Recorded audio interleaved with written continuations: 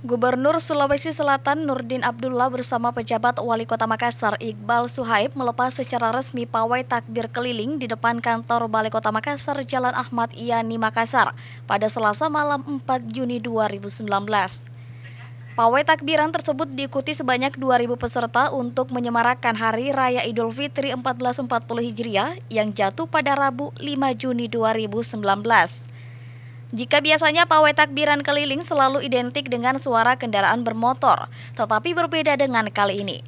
Pemerintah Kota Makassar membuat konsep Go Green atau ramah lingkungan. Ya, jadi pawai takbiran untuk tahun 1440 Hijriah itu kita berbeda dari tahun-tahun sebelumnya, di mana tema yang kita usung adalah Go Green. Go Green di mana penggunaan kendaraan bermotor, baik roda 4 maupun roda 2, itu sudah kita tidak gunakan lagi. Termasuk penggunaan genset. Jadi kita ramah lingkungan. Ya, jadi kita pawai berjalan kaki dengan penerangan menggunakan obor, lampion, strongking atau sejenisnya. Penjabat Wali Kota Makassar Iqbal Suhaib mengatakan bahwa sengaja membuat konsep Go Green sebagai bentuk dukungan pemerintah Kota Makassar untuk mengurangi pemanasan global. Kita harapkan kita lebih mencintai bumi ini, kita lebih menjaga bumi ini juga lebih lestari.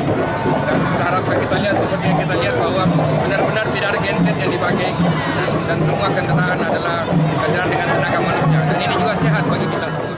Peserta pawai takbir diwajibkan untuk memakai peralatan dan kendaraan ramah lingkungan agar sedikit mengurangi gas emisi yang dapat merusak bumi seperti becak dan alat musik tradisional yakni rebana dan tanjidor.